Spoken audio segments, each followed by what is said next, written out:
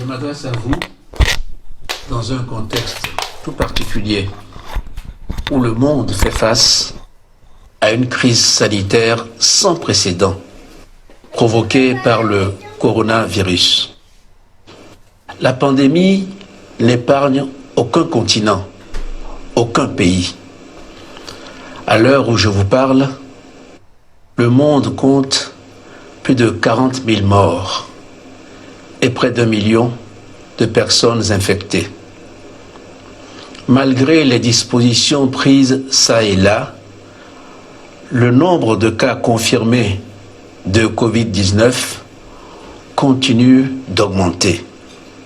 La pandémie poursuit sa course folle et dévastatrice, bouleversant toutes les certitudes. Et tout porte à croire que la bataille pour venir à bout de la pandémie ne fait que commencer. Notre pays est également touché par cette pandémie. À ce jour, nous recensons 36 cas de contamination, dont 24 sont en traitement et 10 guéris. Cette maladie a malheureusement ôté la vie à 2 de nos compatriotes. Je salue ici la mémoire des disparus et présente à leurs familles, à leurs amis et collègues, les condoléances de tout le peuple togolais. La situation est de toute évidence inquiétante face à un virus particulièrement dangereux. Je comprends donc qu'elle suscite des peurs et des angoisses. Mais je voudrais vous rassurer que cette bataille, nous la mènerons et nous la gagnerons ensemble. Avant la survenue du premier cas dans notre pays, nous avions déjà appréhendé le mal et mis en place un comité de crise que je préside et qui se réunit régulièrement pour évaluer la situation et prendre les décisions qui s'imposent. Par ailleurs, j'ai institué par décret une coordination nationale de gestion de la riposte au Covid-19. Elle est chargée d'assurer la coordination interministérielle de la mise en œuvre des décisions du gouvernement. Elle est l'échelon intermédiaire entre le comité stratégique et les différentes forces engagées dans la riposte au niveau des préfectures. Aussitôt le premier cas confirmé, nous avons pris des mesures de prévention et de restriction pour limiter la propagation du coronavirus dans notre pays et protéger nos populations. Suspension des vols internationaux en provenance des pays à haut risque. Fermeture des frontières, des écoles, des universités et des lieux de culte. Interdiction des rassemblements. Réquisition d'établissements hôteliers pour accueillir les cas suspects. Bouclage de certaines préfectures de notre pays, etc. Des structures sanitaires sont identifiées sur toute l'étendue du territoire pour accueillir les personnes testées positives au coronavirus. J'ai instruit le gouvernement de renforcer les moyens de ces structures pour faire face à la situation. Nous avons reçu des équipements de protection et des tests de dépistage aux normes de l'Organisation mondiale de la santé pour accroître notre capacité opérationnelle à Lomé et à l'intérieur du pays. Toute personne présentant des symptômes du coronavirus peut ainsi se faire dépister de manière totalement confidentielle, rapide et surtout gratuite. Togolaises, Togolais, vous avez certainement mesuré l'ampleur du malheur qui frappe nos pays. Au Togo, il est de notre devoir de prendre toutes les dispositions pour ralentir, maîtriser et mettre un terme à l'expansion de ce fléau. Je ne l'hésiterai sur aucun moyen. C'est le sens à donner à toutes les actions que nous avons entreprises depuis lors. Et c'est dans cet esprit que nous avons mis en place un collège scientifique dont la mission est de nous éclairer sur les meilleures dispositions à mettre en œuvre et les protocoles à utiliser pour soigner nos malades. Mes chers compatriotes, face à la pandémie, notre stratégie est d'intensifier la surveillance et les tests en laboratoire, de sorte que les porteurs du virus puissent être rapidement identifiés et pris en charge de manière adéquate afin de rompre la chaîne de transmission.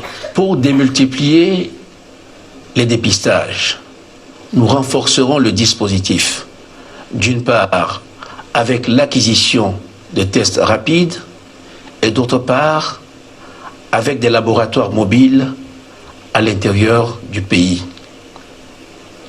Le gouvernement a pris par ailleurs toutes les dispositions pour doter les personnels soignants qui sont au front de matériel de protection afin d'éviter qu'ils soient contaminés.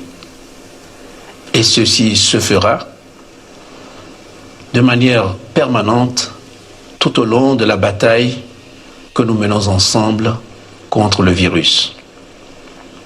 Je voudrais ici rendre hommage au personnel soignant pour les sacrifices et le dévouement dont ils font preuve en ces moments difficiles.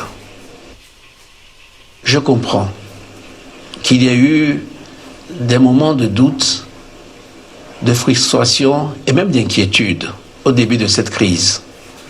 Mais je voudrais les rassurer que toutes les dispositions sont désormais prises pour les accompagner et les soutenir dans leur délicate mais salvatrice mission.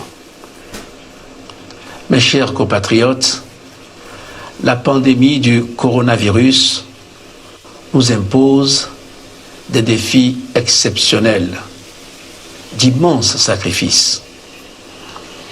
Elle appelle à prendre de nouvelles mesures et des dispositions courageuses pour protéger nos vaillantes populations et aussi nos familles.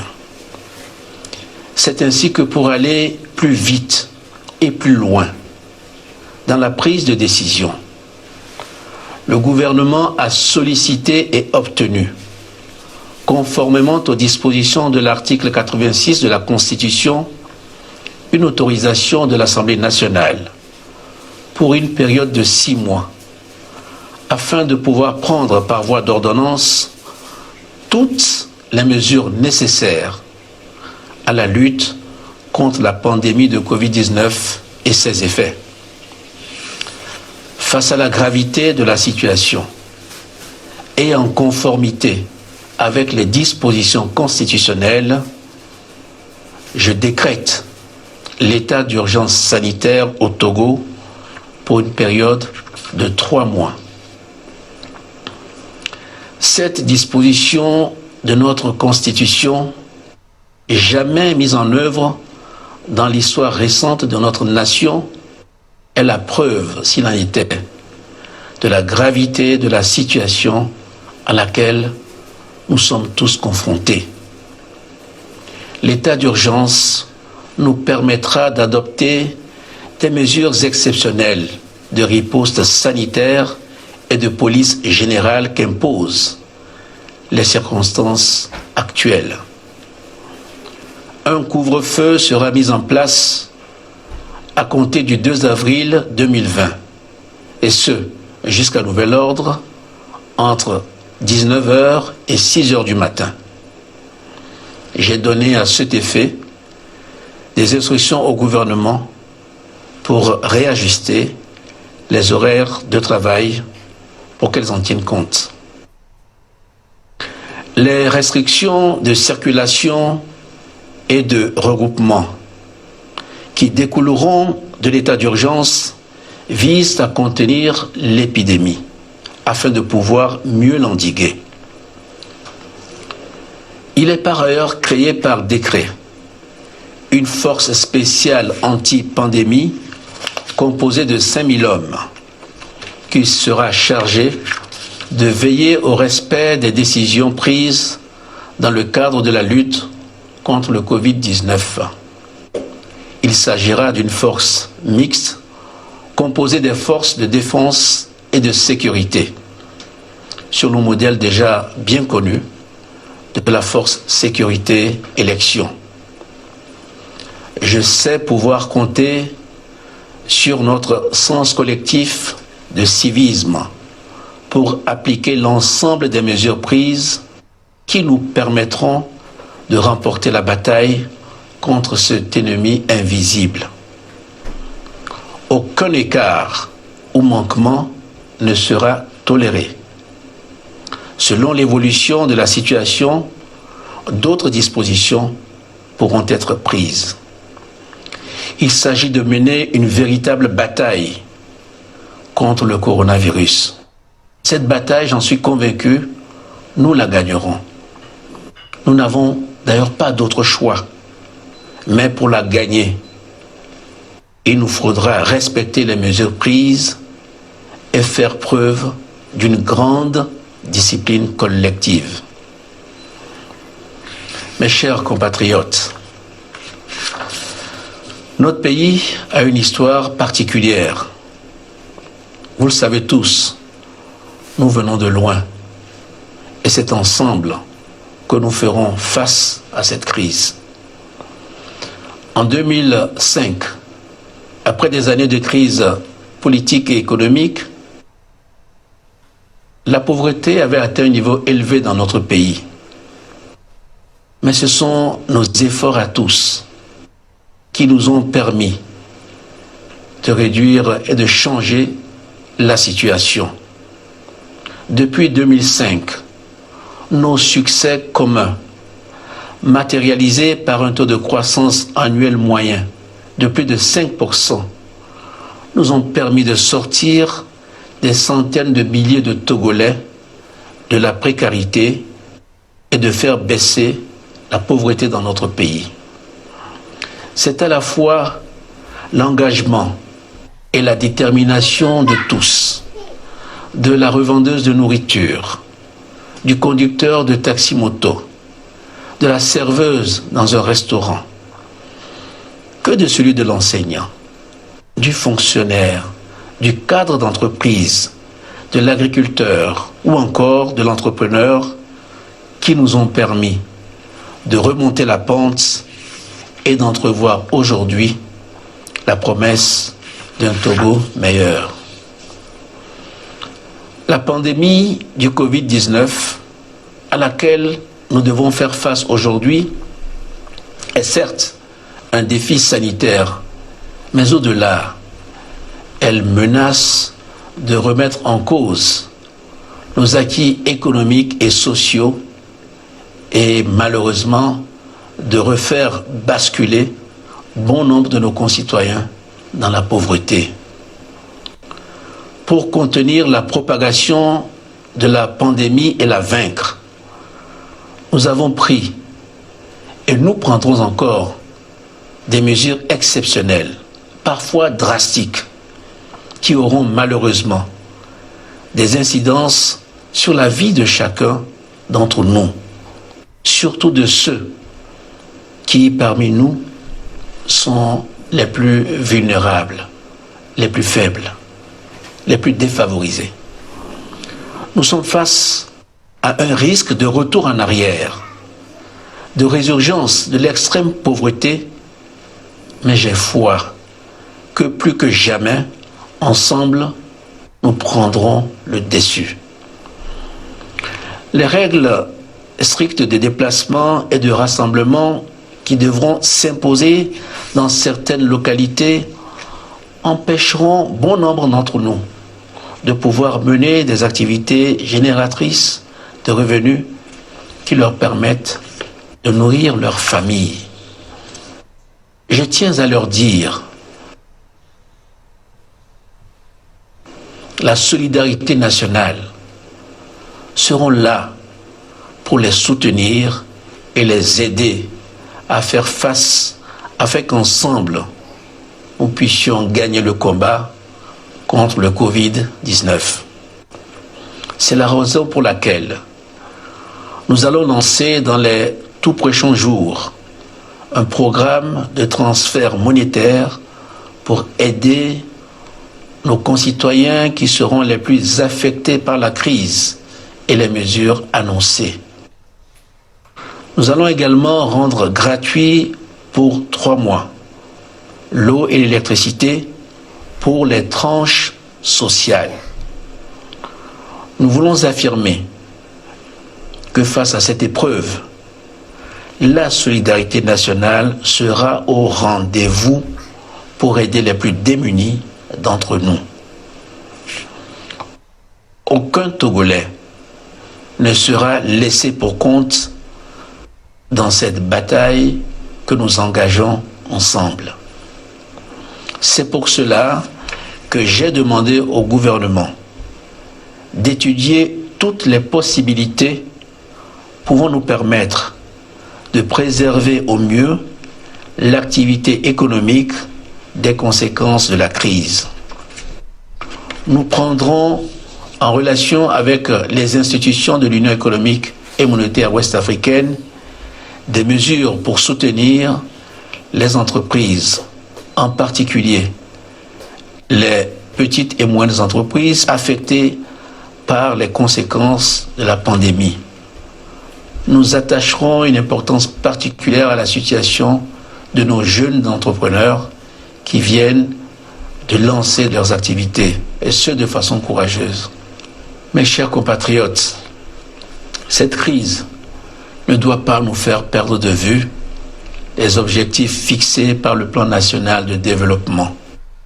C'est pour cela que nous mettons en place des mesures spécifiques d'accompagnement pour soutenir la production agricole et assurer l'autosuffisance alimentaire dans notre pays. La réflexion est également en cours avec le secteur privé en vue de l'adoption de mesures de soutien à la consommation, à la production et surtout à la sauvegarde de l'emploi. J'ai dès à présent demandé au gouvernement d'étudier la situation fiscale des entreprises au cas par cas, notamment celles qui sont les plus exposées aux conséquences de la crise. Pour financer toutes ces mesures socio-économiques, j'annonce la création d'un fonds de solidarité nationale et de relance économique de 400 milliards de francs CFA. Ce fonds sera alimenté par l'apport du gouvernement, les mobilisations auprès des partenaires internationaux, secteur privé national et international, et de toutes les bonnes volontés. Togolaises, Togolais, ces derniers jours, j'ai pu, une nouvelle fois, apprécier la compétence et la détermination des Togolaises et des Togolais autour d'une cause nationale. Permettez-moi de saluer ces femmes et ces hommes, médecins, scientifiques, journalistes, acteurs politiques et de la société civile, députés, élus locaux, autorités traditionnelles, artistes, forces de défense et de sécurité, leaders religieux, qui œuvrent inlassablement pour que notre pays sorte victorieux de cette épreuve difficile. Je convie l'ensemble de la population au respect rigoureux des dispositions prises dans l'intérêt de tous.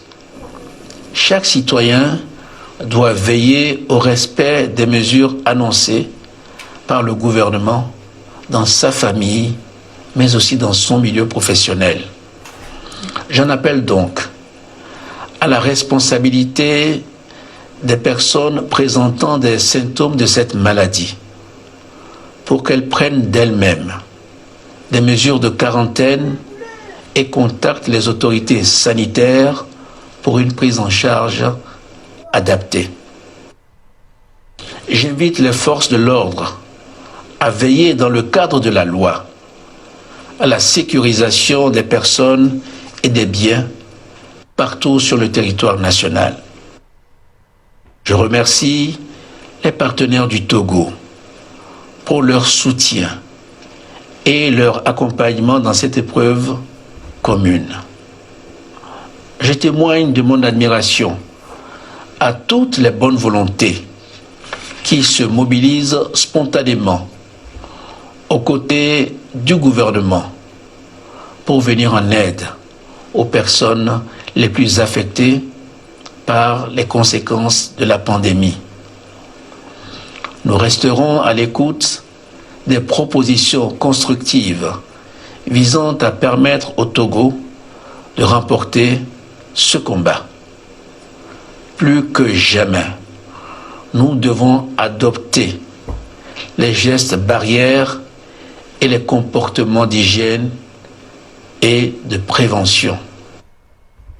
Se laver régulièrement les mains à l'eau et au savon ou avec du gel hydroalcoolique, éviter au maximum les contacts physiques, tousser dans le coude, composer le 111 en cas de besoin d'assistance ou d'informations crédibles, limiter au strict nécessaire nos déplacements et garder les bonnes distances pour rompre la chaîne de transmission du virus. Nous gagnerons cette bataille, mes chers compatriotes, comme d'autres pays, en étant disciplinés et responsables. Togolaises et Togolais, face à cet ennemi, nous n'avons aucun autre choix que celui de combattre et de vaincre. Nous devons faire front contre le coronavirus, car notre salut en dépend.